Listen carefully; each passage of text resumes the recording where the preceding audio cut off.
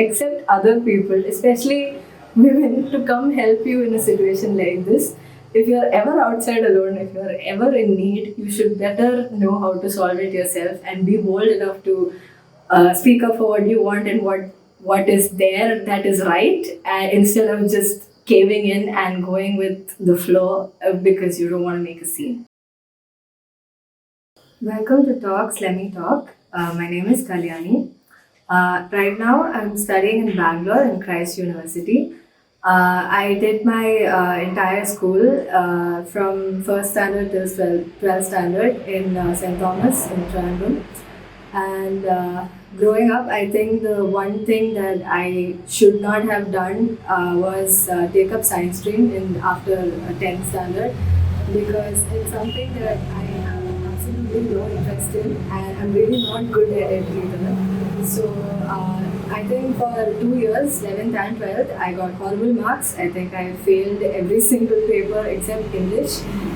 But I think I learned what I really am good at out of those 2 years, because while I was getting horrible marks for everything else, for English, eventually in the 12th standard boards, I got 98. I was the CBSE topper in the school. So I think the one thing that you should learn when you figure out what you want to do in life is that you should always go for what you want to do instead of what other people tell you to. Because my father wanted me to take up science, both of them, my father and mom, both of them wanted me to take up science because he wanted me to become an architect and my mom wanted me to go for medicine. So they tried to bring me into that direction, like saying that there's more scope for that field and you can do more career-wise and all in the future. But I really wasted like 2 years because of that, because right now I'm doing a degree for English literature and I'm doing nothing that is absolutely related to those 2 years of education that I did in school.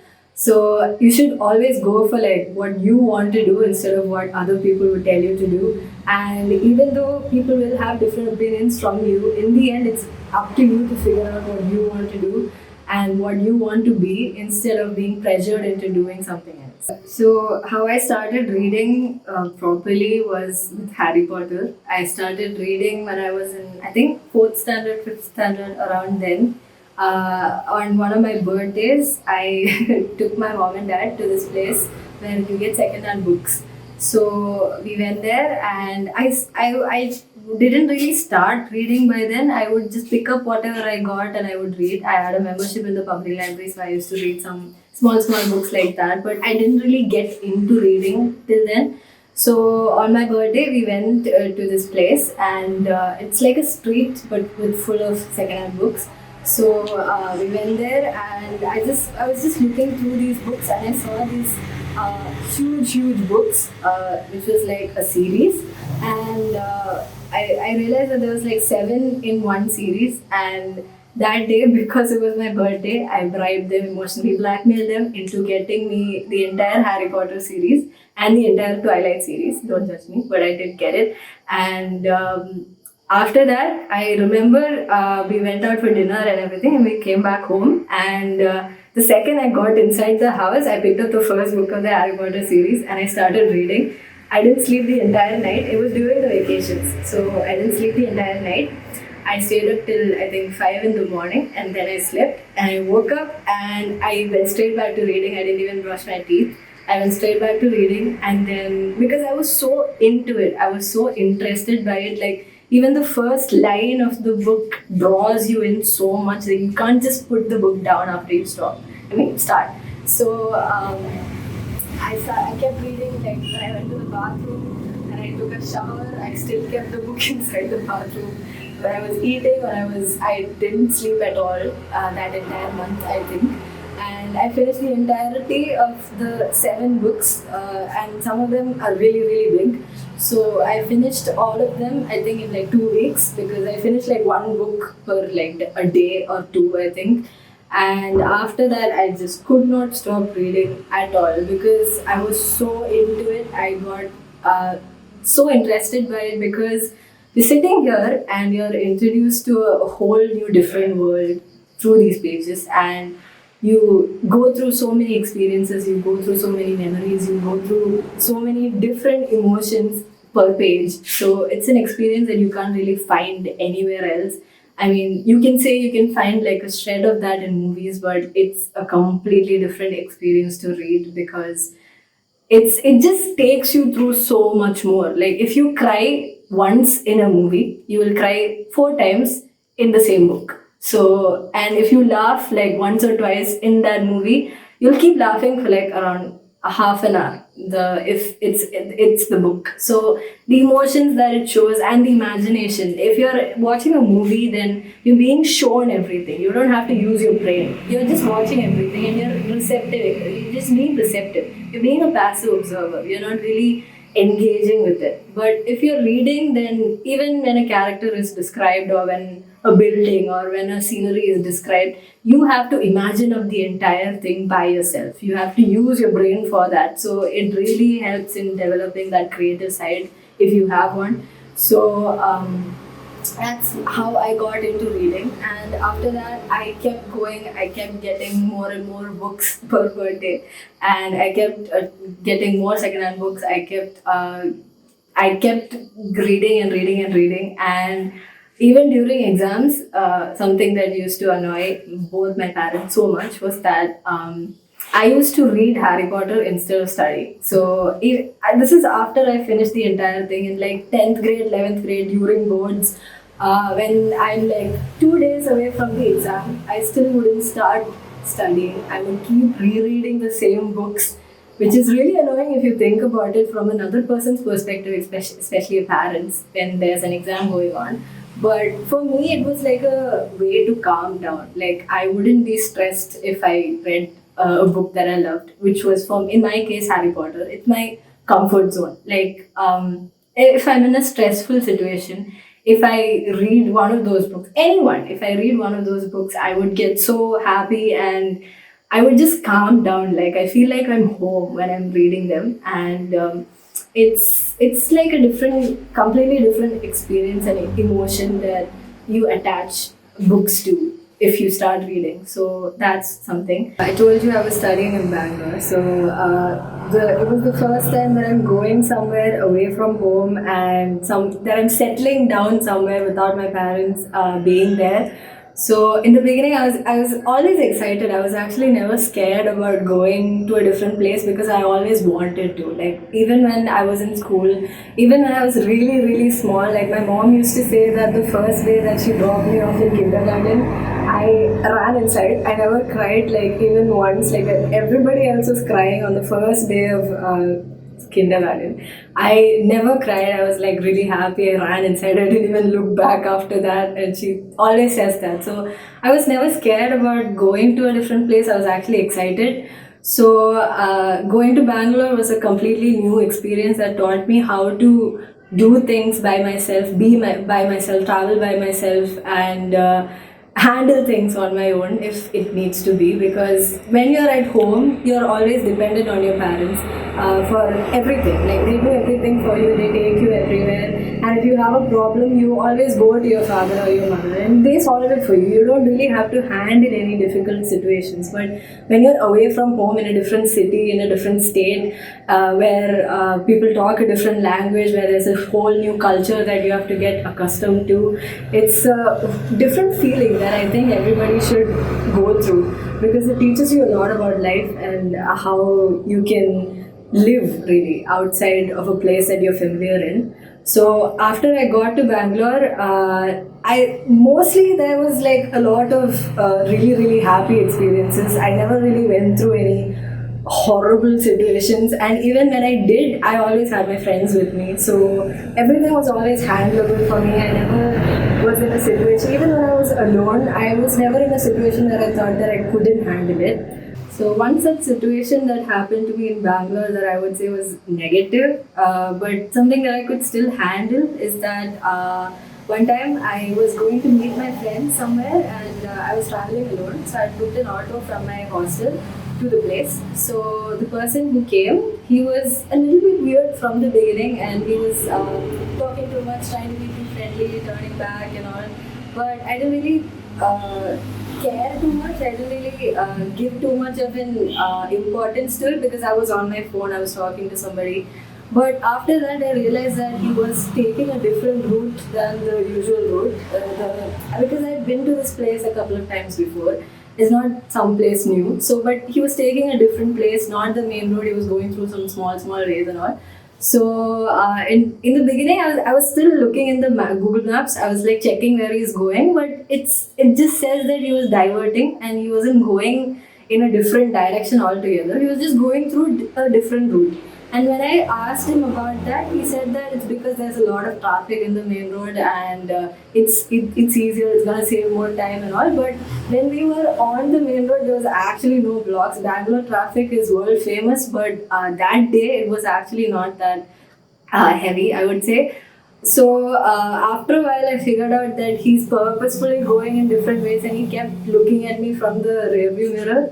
So I there's this thing called emergency button in the Ola app. I think Ola Uber, I don't remember, but both of them have it. So there's that button, and I immediately I alerted the people to the situation that something was going off. And then I think he received a notification or a call or something from Ola, and they told him that he was going in a different route and he had to go a different way. And he was like reluctant to do it in the beginning, but he still went the same route, and he stopped being so friendly after that because he realized that I complained about it. And after I had been dropped off, Ola Uber, I still don't remember, one of them, the agents called me to check up on me that I was okay, and I actually reached the location and I said it was all okay. But then I actually like lodged an formal complaint because I reached the place that I was supposed to reach around half an hour later than I should have if we had taken the main road. And he went through a lot of really creepy ways, all these deserted small alleys and all. And I lodged a formal complaint with the app. And the next day, I got a call from the person that from the app that this person has been fired because they can see where each auto or vehicle goes, and they tracked it and saw that he had taken a really twisted route, which is actually going in the opposite direction. He got a lot of U-turn signals, but he still didn't react to any of that. But that was one situation. I think that it was a little bit scary for a second because you hear all the stories that are happening, you hear the things that are happening in the country, around the world, to girls, and it's a scary situation to be in, but it's nothing that you shouldn't be able to solve on your own. If it's not an app, if you're just hailing an auto from the road also, you should be able to speak up and say what you want. And if you think that this person is going somewhere wrong, or if they're doing something wrong, then you should be bold enough to stop it and talk up for it. And if it's not the app, then call the police or just get out of the vehicle, however, or just make sure you're in a situation where you're safe and you don't put yourself in unnecessary trouble. And another situation that happened exactly like this was one time at night. Me and a couple of my friends, we were outside. We had taken a night out and we went out for dinner and all of that. And when we were coming back, because there was a lot of people, we got a cab. And this person, he was completely fine until so we had put two drop locations. One was for me and another one of my friend, and the other two had to go to a different place but nearby. So this person, in the beginning, he accepted the ride, he didn't say anything. And when we got to the first drop, which was my place, he stopped the cab and he was like, he's not going to go to the second location because his house is nearby and he didn't want to go there. So he asked all of us to get down there. And so we were like, but you accepted the ride, so you technically have to take us there because that's in your contract. You can't just accept a ride and then refuse it halfway through. But then he was like, no, my wife is waiting, I have to go, I don't want to stay, I don't want to take you anywhere, get out of my cab and all of that. So we were like, okay, we'll get out, but we're not going to pay the entire amount because the amount that was showing in my mobile was for the two drops. So I said, okay, whatever charge comes when you end the ride here is what we will pay you. And the point was, it was around 175 or something till my place, but till the next stop it was 200 something. So we didn't want to pay that much for unnecessary reasons. So then he started yelling at us. He started becoming really aggressive, and we all got out of the cab because we were starting to feel a little bit scared because he was yelling at us, full on yelling at us. So we got out of the cab, and he also got out of the cab, and he was like, "I'm not going to leave here until you give the entire money and all of that." And he was yelling so loud. This was in front of my hostel. He was yelling so loud that everybody in my hostel heard it, and some of my friends came out from their rooms, and the warden, the security guard, everybody came out, and this person was still yelling. And the thing to note is, when you're actually in trouble, people around you, if they don't know you, they won't help you. My warden is a person who knows me. My security guard is a person who knows me. Both of them didn't do anything. They didn't say anything. They didn't take any measures at all. And this random man was yelling at four girls in front of them. So they just stood there. They didn't say anything. They just wanted him to go away so that the scene will be solved because it was in front of the hostel. That's the only reason. So he kept yelling a lot. He wanted the entire money and all of that. And I had booked the phone. I had booked the cab in my phone. So I showed him. I picked up my phone and I showed him. See, this is how much that we're showing. I'm not going to pay you any more than that. And then he was like, "Let me see it." And then I held out my phone, and he snatched the phone and ran to the cab. Okay, he took my phone from my hand and then he ran to the cab. And then he got inside the car also, and he was like, "I'm not giving you your phone back until you give the entire money." Okay. My friends by then was really scared, and they were like, "No, we'll just give him the money. It's just like 30, 40 bucks extra. We'll just pay the money and let him go." And I was like, "No," because he had my phone. How could he snatch a phone out of a girl's hand and expect to get away with it and get paid more on top of that? So I started yelling at him, and I made a lot more noise than he did. And some guys who were there nearby, I think there was a shop there, a restaurant, and these boys who were also from Christ, they saw us, they recognized us, and they came to us. And they asked us what's wrong. One of my friends told them, and then all of them started yelling at him together. And he scared him to give the phone back. And I was like, "I still won't give you the entire money back. Whatever is showing on the phone is only I will give you." So one of my friends, one of these guys that came, he snatched the phone back from his hand, and he became even more violent, and he started threatening to call the cops and all. And we said, "Okay, you call the cops because it will only turn on you because you're the one who's assaulting four girls, teenage girls, in front of their hostel. So you will be the only one who's getting into trouble." So then in the end, when all these guys got involved, more people came, it became one big scene. And after that, he was like, "Okay, just give me my money, let me go." So I got the phone back, I gave him the money, and I left. And after this, the interesting thing is, after they all left, my friends decided to stay at my place. Everything was solved. After that, what really affected me even more than that was my warden, who's also a woman, by the way. She came up to me and she was like, Why did you have to make this much noise? Why did you have to make this much scene? If he wanted more money, then you could have just given him more money. You could have just let him go. Why did you have to fight so much and yell and all of that? Your girls, their men, what can you do against them and all of that? And that made me and my friends more angry than what this man did to us.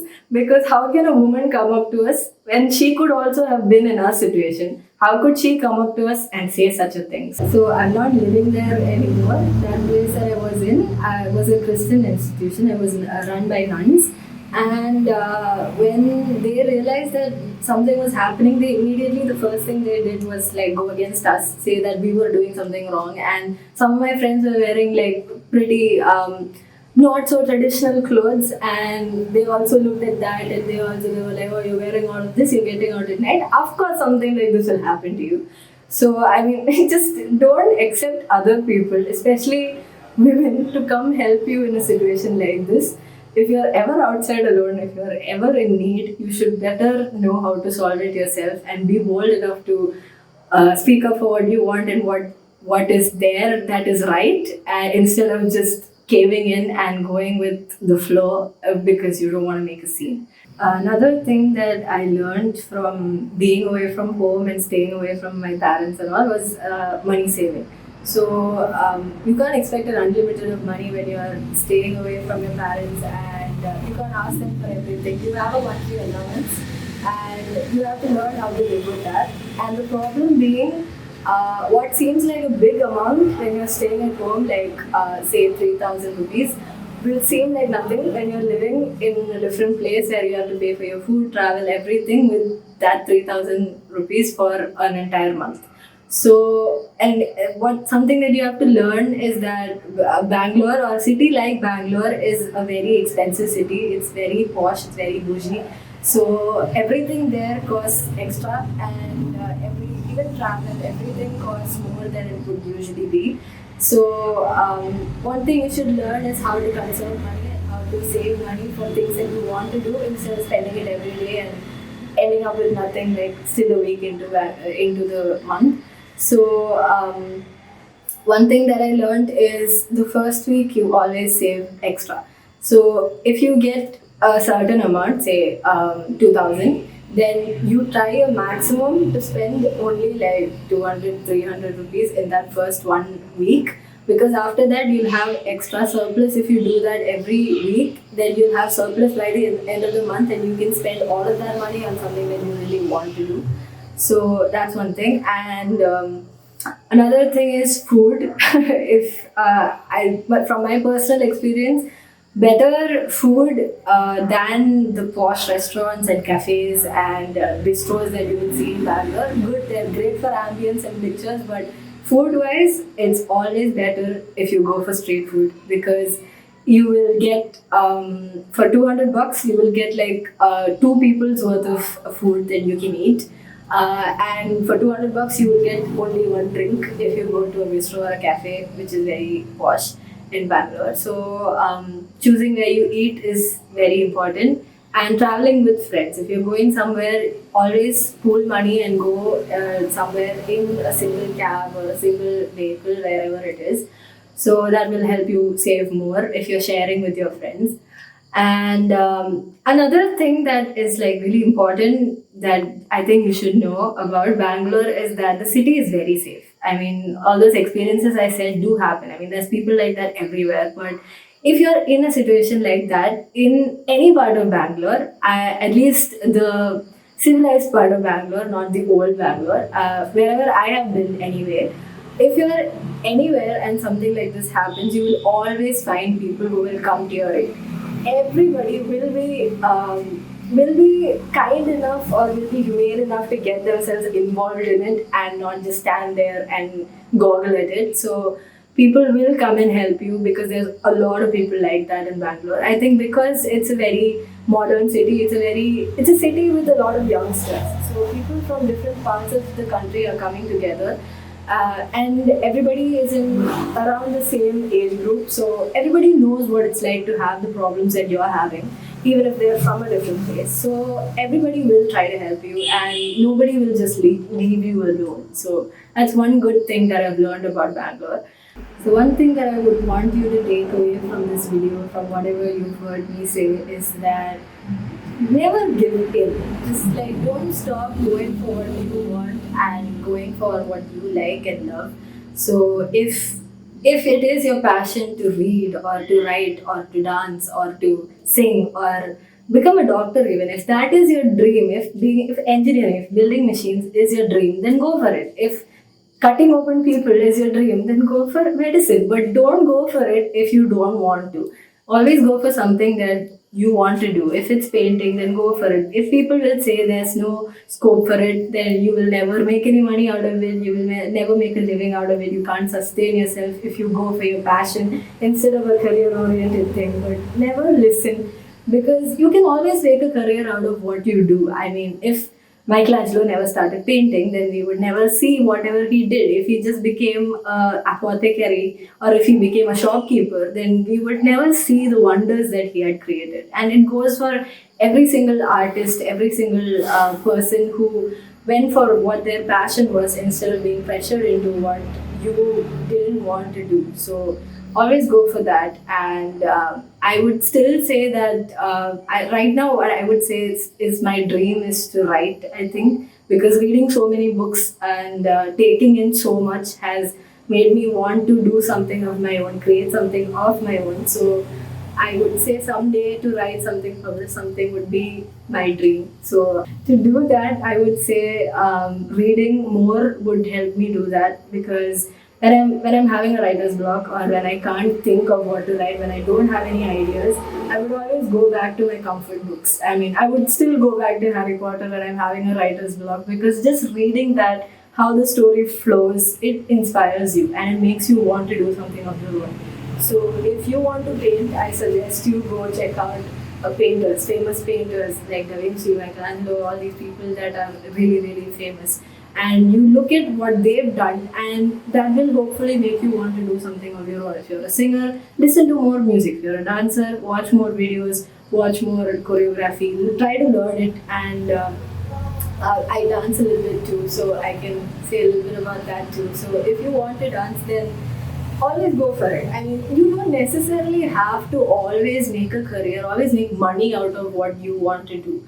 So, I mean, you can just do it for yourself. You can do it for your satisfaction instead of making it something that you do to please others. So, always go for what you want instead of telling people, I mean, letting people tell you what they want you to do instead of what you are capable of.